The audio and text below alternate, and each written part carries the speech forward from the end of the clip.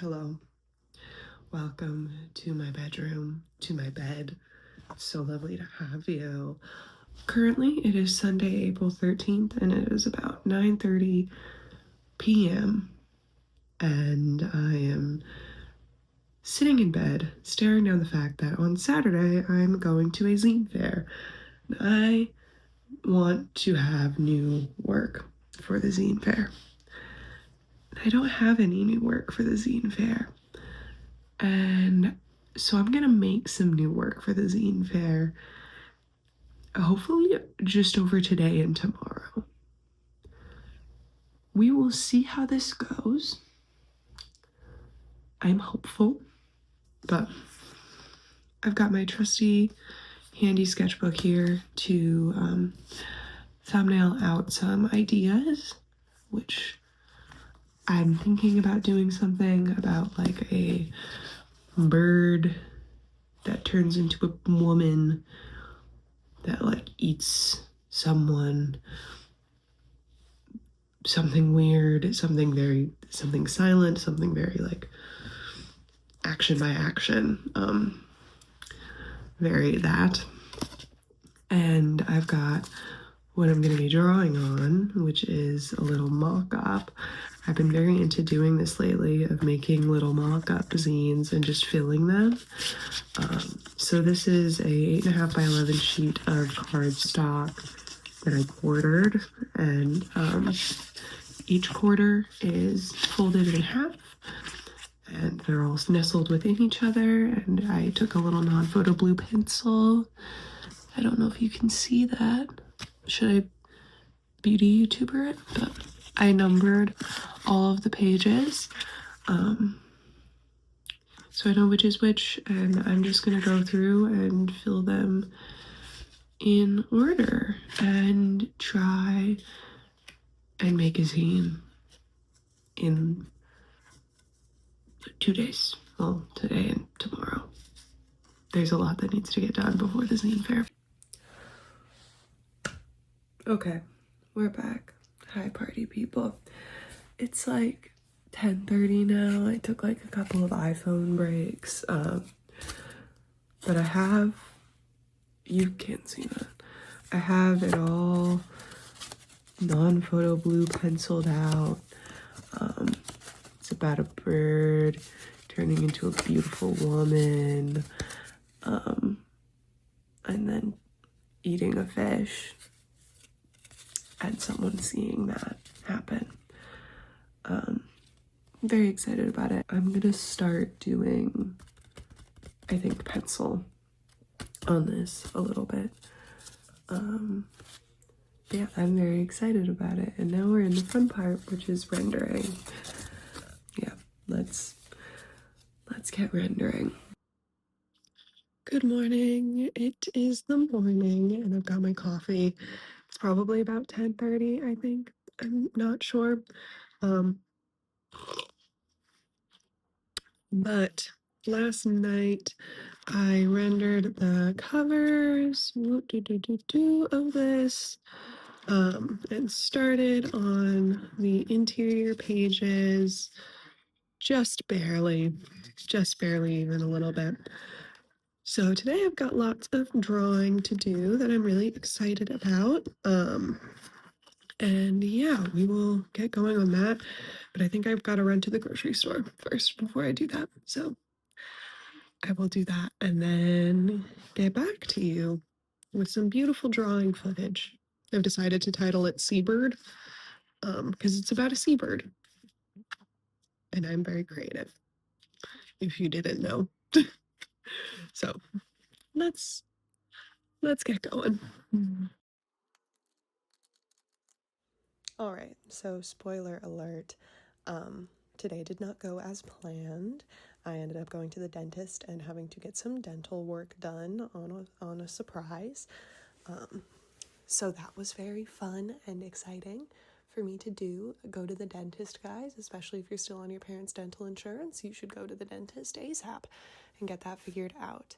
But I wanted to jump in and talk a little bit more about this comic and kind of my like approach to making it. I've really been enjoying working in fixed panel structures lately because it allows me to really focus on the rhythm of what's happening within the panels. And comics are something I really kind of approach like music in a way, where I really like to try and focus on the rhythm and how everything is flowing and kind of the beats visually of the comic. I like everything to kind of feel like a steady drum beat. And this comic especially, I really wanted to feel like it had a kind of tangible, steady beat to it. I've also really been into making more ambient comics lately. For a really long time, I was really focused on hardcore narrative, hardcore fiction work, or doing a lot of autobiographical work, which I really love and I really still love doing. But I've really been enjoying taking a step back from narrative in my comics and focusing on sort of ambient vibes instead. It's been really, really rewarding and a really kind of freeing new way to approach making comics. And I've been doing a lot of this in graphite because I love the sensitivity I get with graphite. I love inking and I love dip pen inking and I love working with ink. I think it's phenomenal. I love the finality of an inked line. But there's something really special to me about the softness of graphite. But yeah, I've really been enjoying graphite lately, and I've really been enjoying watercolor again. I used to almost exclusively watercolor, and I've been getting back into it, which has been really so incredibly rewarding. But I love graphite, and I love doing these kind of weirder ambient comics in graphite. I think it's really special. But yeah, that's just a little bit more about this comic. I am really, if you can't tell by how many times I've said it, very excited about it. It's been really fun to work on.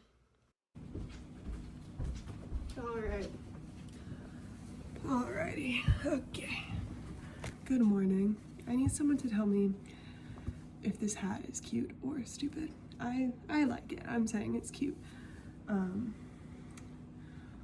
It is Wednesday, April 16th, I think, and it's about 11 a.m. I've got my breakfast, I've got my coffee, and we have an incredibly busy day ahead of us. I've got my little to-do list here.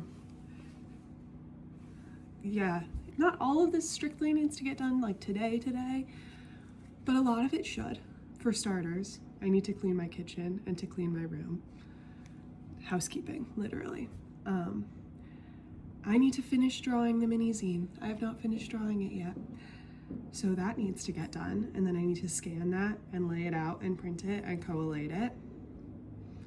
Because I work the next 2 days leading up to the zine fair on Saturday. I need to go to Office Max to get paper and a paper cutter. I'm investing in a paper cutter today, I've decided. Oh God. Go to Office Max. I need to, oh, here comes my cat. Here comes my cat. Here comes my cat. What else? Pack for the zine fair.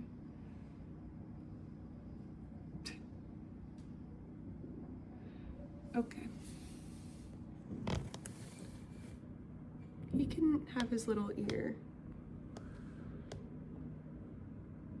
But I need to pack for the zine fair. I need to do inventory. I need to pack all of the like tablecloths and things like that. That can happen tomorrow night, but I would like to get a jump on it today and like do the inventorying for the fest. There's a lot to do. I have therapy in like an hour, and after therapy I will go to Office Max, and then I will come home and I will sit down and do some drawing probably, and then I will clean, and then I will do more drawing and more work and laying out and do more work and just kind of work probably until the wee hours of the morning tonight. And I'll take you along for as much of it as I can or feel like. So how does that sound, team?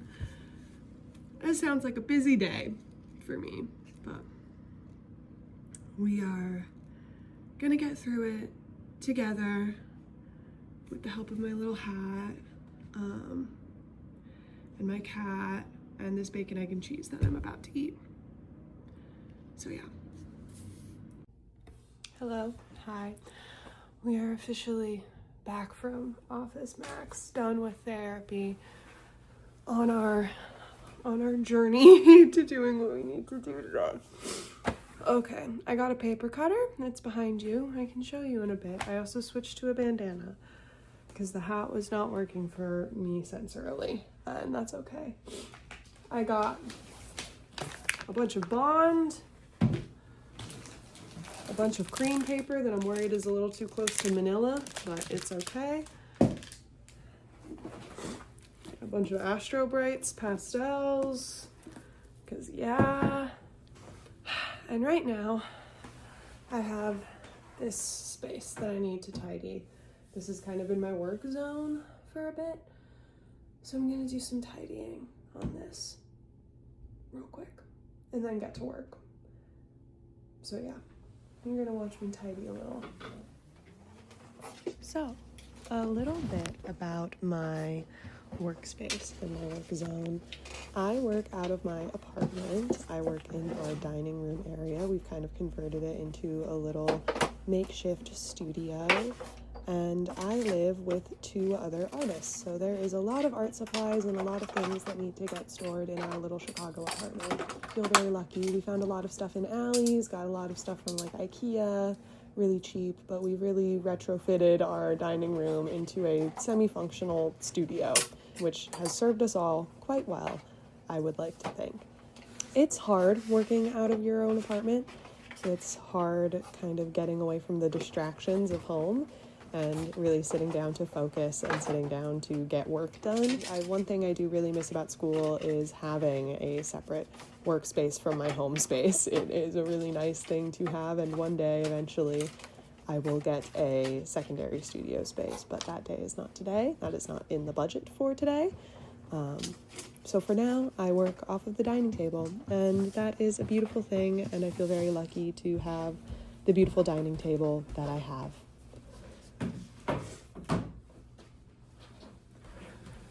Okay, now we're a little tidier. I've just got some of my inventory for this weekend on the table, and I think I'm gonna inventory that before I get started on drawing. The house is still messy, but such is life, such is the way. It is okay. Let's get inventorying, and I'll come back to you when I'm drawing.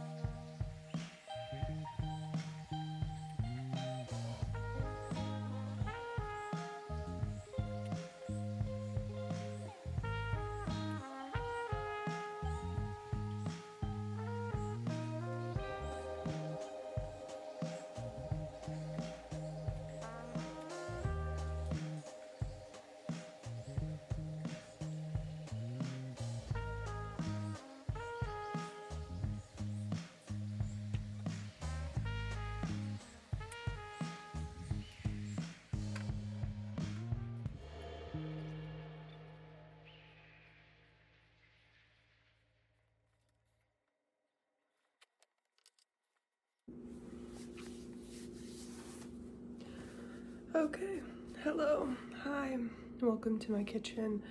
It's currently about 6 p.m. and I finished the zines. I filmed none of me making the files because it was a pain. I was gonna put up like a template or something really cute like that for how to make these little minis out of a single sheet of paper.